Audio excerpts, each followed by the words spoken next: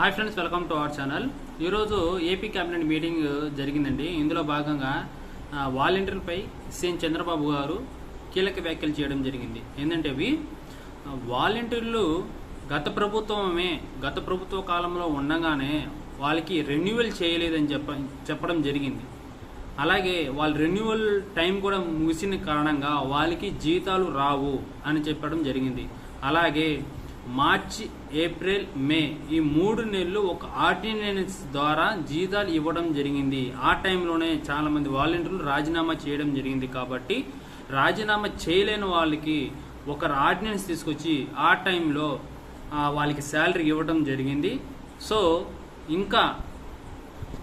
ఇంకా పచ్చిగా చెప్పాలంటే గత ప్రభుత్వం చేసిన పనికి వాలంటీర్లకి జీతాలు ఇవ్వటం కష్టం అని చెప్పడం జరిగిందండి. సో వాలంటీర్లు ఇకపై మీకు జీతాలు వస్తాయి అని అనుకోమాకండి. ఇకపై మీకు జీతాలు రావు గడిచిన కాలానికి. అది ఏ నెలలు అంటే జూన్, జూలై, ఆగస్టు, సెప్టెంబర్ నెల గురించి కూడా మాట్లాడతానండి.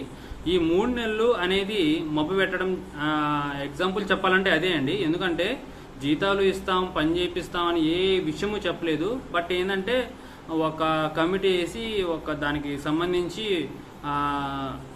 ఒక నిర్ణయం తీసుకున్న తర్వాత వాలంటీర్లు మళ్ళీ తీసుకుంటున్నాం అని చెప్పడం మనకి వార్తలు వస్తూనే ఉన్నాయి. ప్రతిదీ మనం వింటూనే ఉన్నాం, చూస్తూనే ఉన్నాం.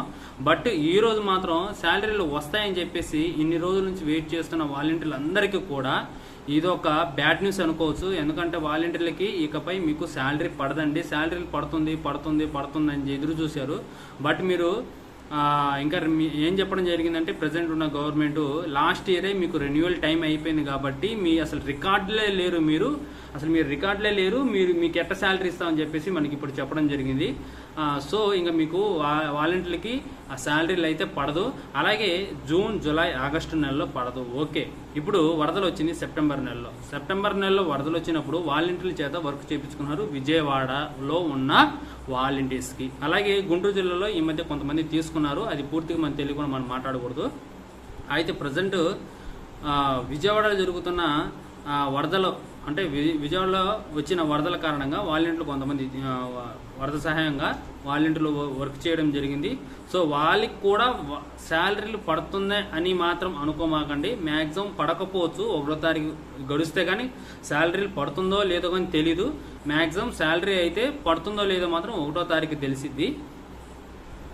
ఆ ఏరియా వరకు అది మాత్రం మనం పూర్తిగా చెప్పలేం. ఎన్ని నెలలు పడుతుంది అనుకున్నాము. బట్ ఈ నెలలో వర్క్ చేసిన వాళ్ళు కూడా పడుతుందో లేదో కూడా తెలియదు. ఎందుకంటే వాలంటీర్లు రికార్డు లేని కారణంగా మీరు వర్క్ చేశారు. బట్ ఇప్పుడు కూడా అదే మాట అనొచ్చు మ్యాక్సిమం. ఎందుకంటే వాలంటీర్లు ఏ వాలంటీర్ అయినా సరే మీరు రికార్డులో లేని వాలంటీర్కి జీతాలు ఎలా ఇస్తామని చెప్పి స్పష్టంగా చెప్పడం జరిగింది. గత ప్రభుత్వం చేసిన పనికి మేము వాలంటీర్ల యొక్క శాలరీ ఇవ్వలేకపోతున్నామని చెప్పడం కూడా జరిగింది. అయితే వాలంటీర్లకు మళ్ళీ తీసుకోబోతున్నామా, వాలంటీర్లను ఏం చేయాలి అనేది ఈ రోజు నిర్ణయం కూడా తీసుకోవడం జరిగింది.